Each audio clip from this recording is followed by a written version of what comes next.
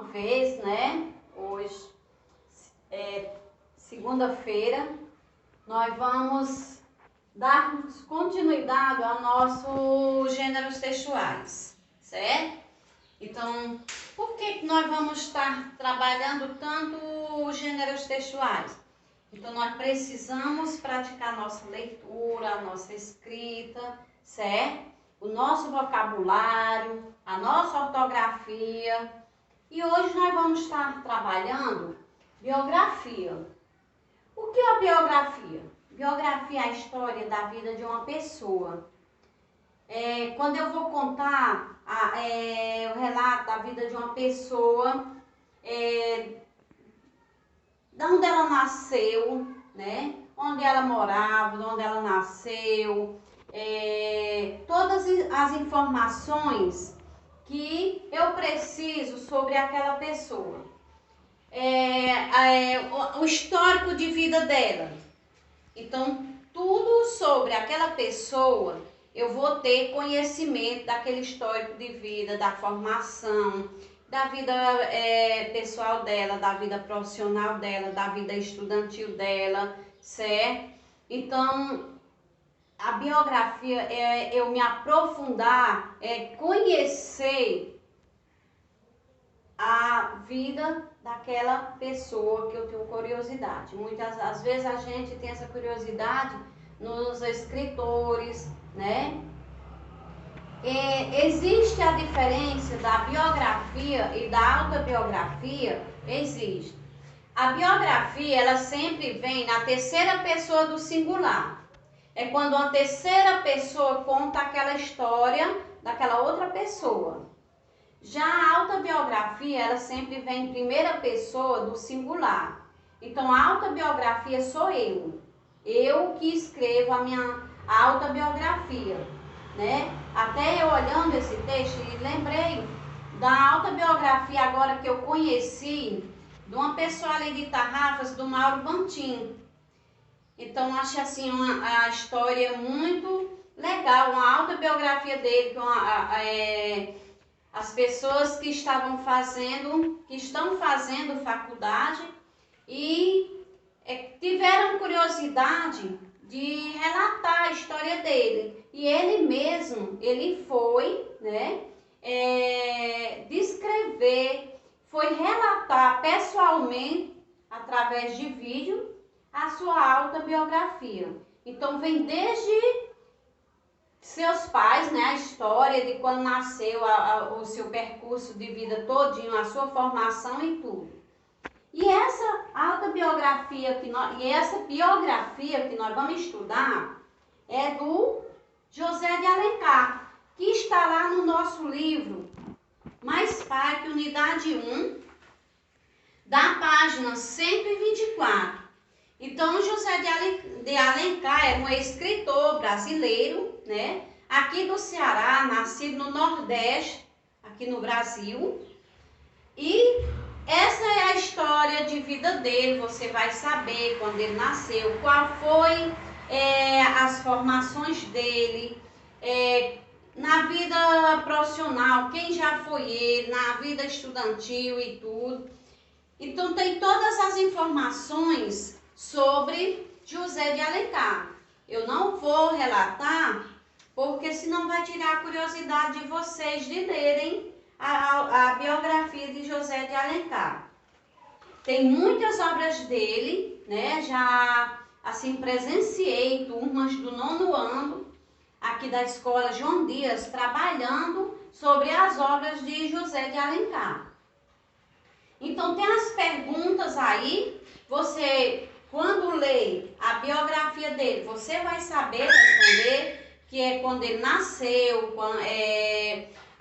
qual foi a primeira publicação da obra dele, quando ele morreu, certo? E nós vamos trabalhar um pouco sobre as classificações do sujeito. Nós sabemos que nós temos o sujeito simples, composto, indeterminado, sujeito oculto, sujeito inexistente, sujeito indeterminado. Só que aqui nós vamos trabalhar só o sujeito simples e composto. Nós não vamos nem trabalhar o núcleo do sujeito.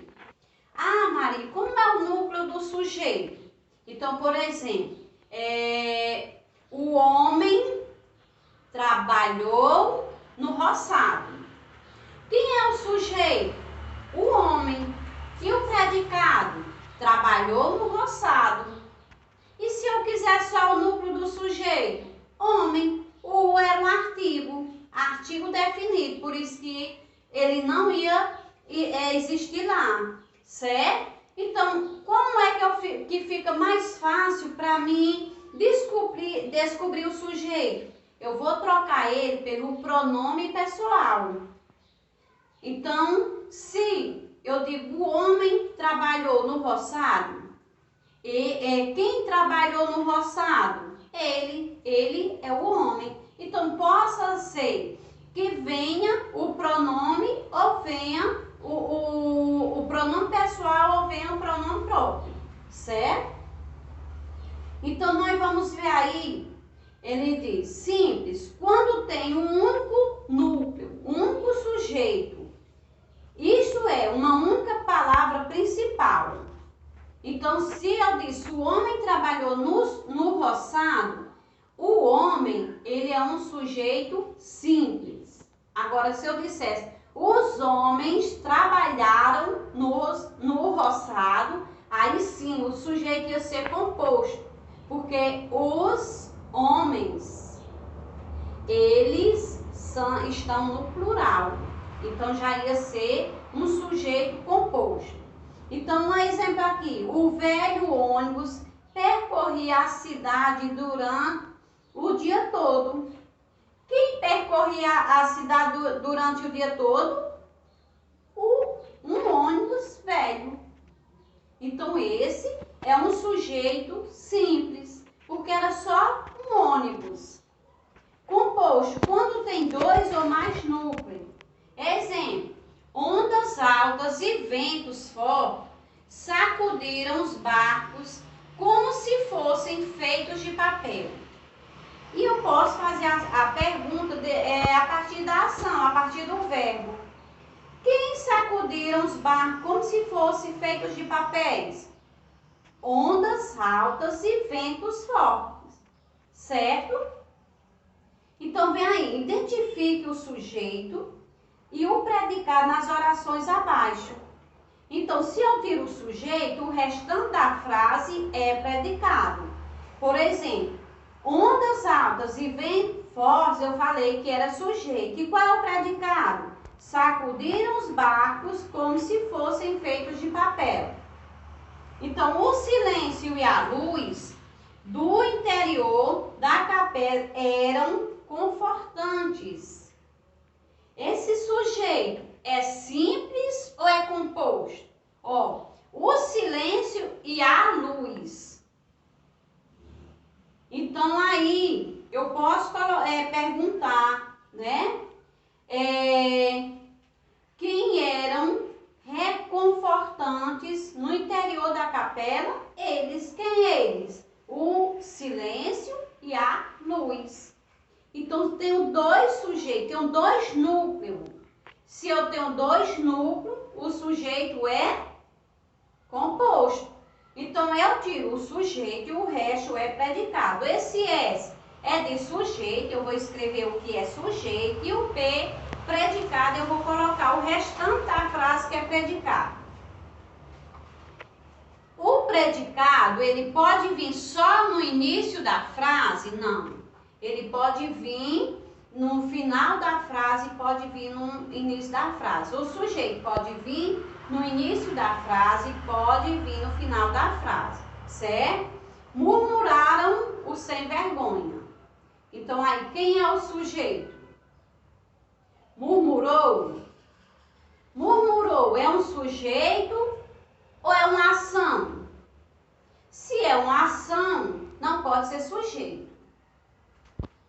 Apesar das dificuldades, os lavradores continuavam a colheita. Olha aqui, o sujeito dessa, ele nem veio no início da frase, nem veio no final, ele veio no meio. Então, quem é o sujeito dessa frase? O professor e a diretora concordaram com os argumentos dos alunos. Quem concordaram com os argumentos dos alunos? Então, vocês vão estar dizendo se o sujeito é simples ou o sujeito é composto. Só que ele está pedindo aqui que identifique o sujeito e o predicado. Então, vocês só vão colocar, não vão colocar nessa questão se é simples ou composto. Você só vai colocar o que é sujeito e o que é predicado. Agora, na questão 8, aí sim, classifique o sujeito de cada uma das frases da questão anterior em simples ou composto.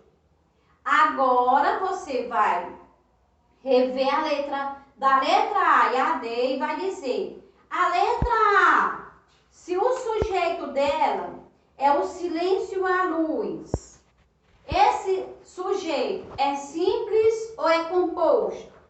Ele tem só um núcleo ou tem dois? Aí você vai colocar aqui. Se for simples, na letra A, você vai colocar a letra A, simples. Se for composto, vai colocar composto. Do mesmo jeito a letra B, certo? Na letra B você vai colocar: se murmurou sem vergonha, o sujeito dessa frase é simples ou é composto? Você vai estar colocando aqui. E na C e na D também a mesma coisa. A nona questão. Escreva, aqui nós vamos trabalhar um pouquinho de ortografia, né? Escreva S ou cedilha, escreva C ou cedilha nas palavras abaixo. Então, tem essas palavras e você vai completar com C ou cedilha. A 10ª, complete com XC, cedilha, S, SS ou C. Então, vamos ter bastante atenção para resolver essa atividade, certo? Leiam o texto. Se você ler essa biografia, você não vai ter dúvida de jeito nenhum. A primeira questão é a segunda, é para você responder também, está referente à biografia. Só da 7ª por diante, que é sobre ortografia e gramática, certo? Então, tenham uma boa aula, resolvam com atenção, qualquer dúvida estarei à disposição de vocês e não deixem de, quando resolverem, estar me devolvendo através de foto. Até a próxima aula, se Deus quiser.